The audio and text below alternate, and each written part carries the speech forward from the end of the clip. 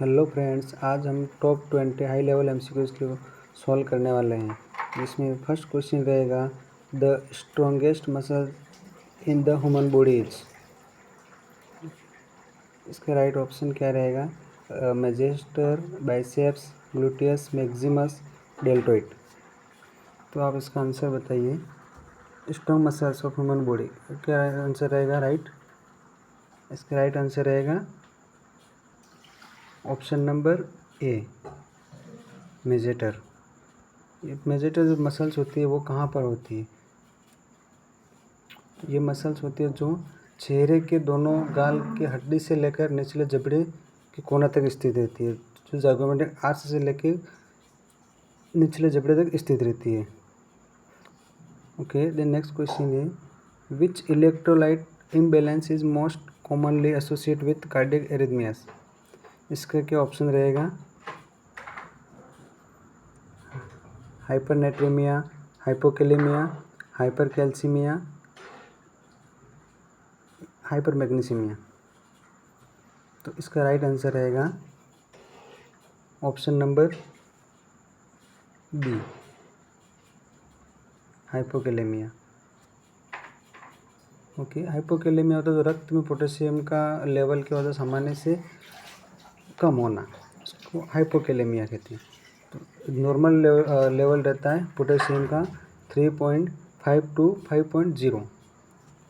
अगर 3.5 से कम हो जाता है तो हाइपोकैलेमिया कहते हैं, और 5.0 से ज़्यादा हो जाता है तो उसको हाइपोकैलेमिया कहते हैं। देन हाइपरनेट्रेमिया, रक्त में सोडियम की मात्रा सामान्य से ज़्यादा हो जाना, उसको बोलते हैं हाइपरनेट्रेमिया। हाइपरनेट्रेमिया नेट्रीमिया की नॉर्मल मात्रा रहती है, नॉर्मल जो रेंज रहती है सोडियम की रेंज 135 टू 145। ये सोडियम का लेवल क्यों बढ़ जाता है? इसका कारण क्या है? तो डिहाइड्रेशन के कारण ये सोडियम का लेवल बढ़ जाता है, जिसे हाइपरनेट्रेमिया कहते हैं। देन हाइपरकैल्सीमिया क्या होता है?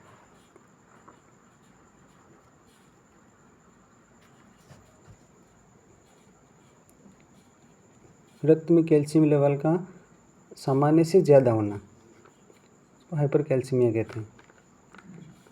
कैल्शियम का ज़्यादा हो जाना हाइपरकैल्सीमिया कहते हैं। देन हाइपरमैग्नीसीमिया क्या होता है? रक्त में मैग्नीशियम का लेवल असामान्य रूप से बढ़ जाना, इसका स्तर बढ़ जाना, तो उसको बोलते हैं हाइपरमैग्नीसीमिया। ये इसका कारण क्या रहता है? मैग्नीशियम और किडनी फेलियर पर ये अक्सर होता है। देन नेक्स्ट क्वेश्चन है, the normal adult urine output should be at least. इसका राइट आंसर क्या रहेगा? 10 ml per hour, 20 ml per hour, 30 ml per hour और 60 ml पर आवर। इसका राइट आंसर बताइए। Question number 3, the normal adult urine output should be at least. इसका right answer रहेगा option number C, 30 ml per hour. Then next question है, the antidote for heparin is. Heparin का antidote क्या रहेगा? Vitamin K, protamine sulphate, atropine और naloxone. इसका right answer क्या रहेगा? Question number 4, the antidote for heparin is. इसका right answer रहेगा option number B, protamine sulphate. Okay, then next question, which vaccine is given at birth. इसका right answer क्या रहेगा? OPV, BCG, hepatitis B या all of the above. Which vaccine is given at birth, birth के समय कौन सा vaccine दिया जाता है?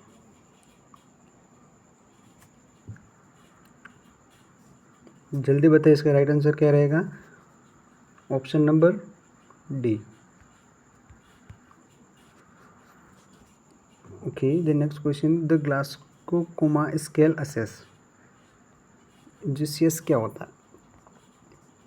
ग्लासगो स्केल असेस तो न्यूट्रिशन असेस करने के लिए ग्लासगो स्केल का उपयोग किया जाता है, या पेन को असेस करने के लिए, या लेवल ऑफ कॉन्शियस या anxiety. Question number 6, the Glasgow scale assess इसका ऑप्शन नंबर रहेगा, इसको क्या ऑप्शन नंबर रहेगा, C, level of conscious. Level of conscious को असेस करने के लिए जीसीएस का उपयोग किया जाता है। जीसीएस में ईवीएम जैसे मैक्सिमम स्कोर कितना रहता है 15 और मिनिमम कितना रहता है 13 स्कोर। देन नेक्स्ट क्वेश्चन रहेगा which infection require airborne precaution. इसका क्या राइट आंसर रहेगा, question number 7, which infection require airborne precaution, dengue, tuberculosis, thyroid, hepatitis A. इसका राइट आंसर बताइए, क्वेश्चन नंबर 7। क्वेश्चन नंबर 7 का राइट आंसर रहेगा option number B, tuberculosis. The next question है the normal respiratory rate in adult age. Normal respiratory rate adult age कितनी normal respiratory rate, comment करके आप बताना आप। Okay, the next question है which cranial nerve is responsible for vision. यानी कि देखना, जो विजन देखने में कौन सी क्रेनियल नर्व जो होती है रिस्पॉन्सिबल रहती है। Cranial nerve second, cranial nerve third या फिफ्थ या एट्थ। इसका आंसर बताइए, which cranial nerve is responsible for vision. जो क्रेनियल नर्व सेकेंड, इसका राइट आंसर है ऑप्शन नंबर ए। जो क्रेनियल नर्व सेकेंड का क्या नाम है, optic nerve. Option number A, cranial nerve second जो विजन में रिस्पॉन्सिबल रहती है। देन क्रेनियल नर्व थर्ड का क्या नाम है, कमेंट करके बताइए आप। Cranial third oculomotor nerve.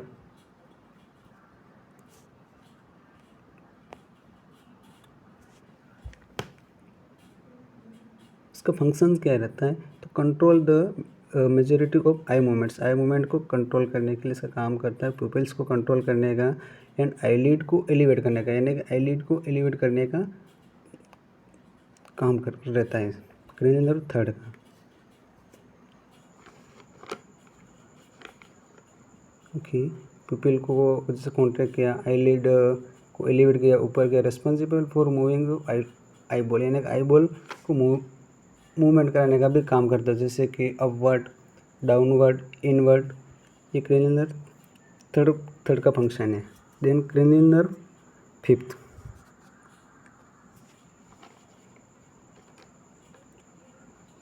कौन सी fifth cranial nerve, trigeminal nerve, जो सेंसरी नर्व होती है। यह लार्जेस्ट क्रेनियल नर्व होती है। Information from the face and head and controlling the muscles use for chewing, यानी कि चबाने में यह हेल्पफुल रहती है। हेड को जैसे फेस हेड को कंट्रोल करने में यह हेल्पफुल रहती है, इसका फंक्शन रहता है। कौन सी नर्व को, cranial nerve 5, trigeminal nerve. Then next cranial nerve 8, इसे वेस्टिबुलो कोक्लियर के नाम से जानते हैं। हियरिंग इन बैलेंस, इनका क्या फंक्शन रहता है, हियरिंग इन बैलेंस, रिस्पॉन्सिबल, जिम्मेदार। ओके, देन नेक्स्ट क्वेश्चन है the most common cause of postpartum haemorrhage. Question number 10,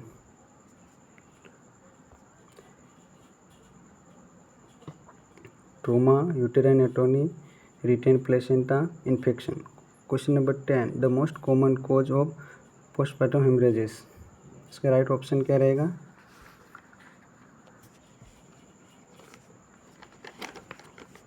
option number B. Okay, जैसे कि भी यूट्राइन मसल्स होते हैं जो कॉन्ट्रैक्शन नहीं हो पाती है पोस्टपार्टम, यानी कि डिलीवरी के बाद जो यूट्राइन मसल्स कॉन्ट्रैक्शन नहीं हो पाते, इसमें ब्लड फ्लो ठीक से नहीं बंद हो पाता है, ठीक से बंद नहीं हो पाता, जिससे ही पोस्टपार्टम का कॉमन कॉज है। ओके, देन नेक्स्ट क्वेश्चन है which vaccine is given at birth. Next question है which vaccine is given at birth. इसमें क्या ऑप्शन नंबर सही रहेगा, option number C, BCG. At birth कौन सा वैक्सीन देते हैं, बीसीजी। देन नेक्स्ट क्वेश्चन है the priority nursing action for hypoglycemia. इसमें अपने को प्रायोरिटी देनी है, जैसे कि nursing priority action for hypoglycaemia में हम क्या करते हैं, स्टार्टिंग में, give insulin, give glucose, restrict fluid, start antibiotic. तो सबसे पहले क्या करेंगे, नर्सिंग स्टाफ क्या करता है, सबसे पहले अगर पेशेंट हाइपोग्लाइसेमिया में चला गया यानी कि ब्लड शुगर इसकी लो हो गई है, लेस देन 70 से कम हो गई ब्लड शुगर, तो उसको स्टार्टिंग में क्या करेंगे, इंसुलिन लगाएंगे या एंटीबायोटिक देंगे या फ्लूइड या ग्लूकोज। तो स्टार्टिंग में उसको गिव ग्लूकोज, क्या करेंगे, ग्लूकोज लगाएंगे उसको। जल्दी बताइए क्वेश्चन नंबर 12 का आंसर क्या ऑप्शन रहेगा, ऑप्शन नंबर बी, ग्लूकोज लगाएंगे। देन नेक्स्ट क्वेश्चन है which vitamin deficiency cause night blindness. इसका क्या आंसर रहेगा, vitamin A, vitamin C, vitamin D और vitamin K. Which vitamin deficiency cause night blindness. Question number 13, इसका option number रहेगा option A, vitamin A. Vitamin A की कमी से night blindness होता है। यानी विटामिन सी की कमी से क्या होता है, इम्यून वीक होती है विटामिन सी की कमी से। विटामिन डी की कमी से बोन पेन जैसे मसल्स पेन होता है। और विटामिन के की कमी से ब्लड क्लोटिंग की प्रक्रिया रुक जाना है कि ब्लड क्या होता है, क्लोट नहीं हो पाना विटामिन के की कमी से। ओके, द नेक्स्ट क्वेश्चन है the normal platelets count is. Normal platelets कितना होता है। Question number 14, the normal platelets is count is. Option number C 1.5 to 4 lakh। Okay, the next question है which is live attenuated vaccine. इन live vaccine कौन सा है, BCG, hepatitis B, tetanus, toxoid, rabies. Question number 15, question number 15 का which is a live attenuated vaccine. इसका option number रहेगा ए, BCG vaccine जो live attenuated vaccine है। द नेक्स्ट क्वेश्चन है the nurse should first assess which patient. The nurse should first assess which patient, क्या assess करेंगे nurse, fever, chest pain and sweating, mild headache या constipation. Nurse क्या assess करेगी, इसमें भी priority देनी है। तो उसका राइट आंसर रहेगा क्वेश्चन नंबर 16 का राइट आंसर क्या रहेगा, ऑप्शन बी, यानी कि chest pain with sweating. Okay, the next question है the most common site for intramuscular injection in adult age. Question number 17 क्या है, the most common site for intramuscular injection in adult as.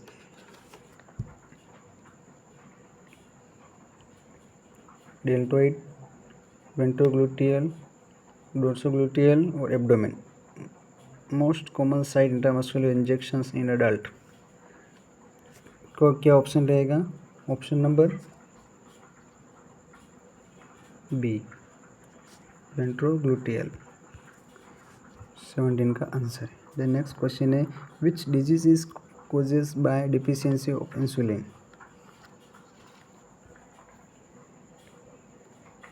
क्या answer रहेगा, diabetes mellitus, diabetes insipidus, Addison's disease, crossing syndrome. Question number 18, which disease is causes by deficiency of insulin. Question number 18 का क्या answer रहेगा,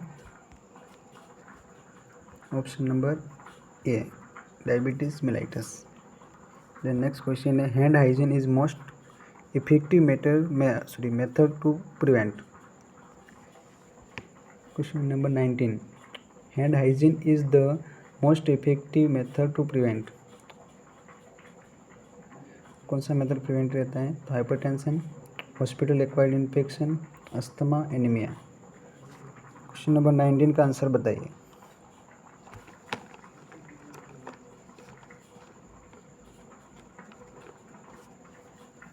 option number B, hospital acquired infection, most effective method of preventing. The next question है,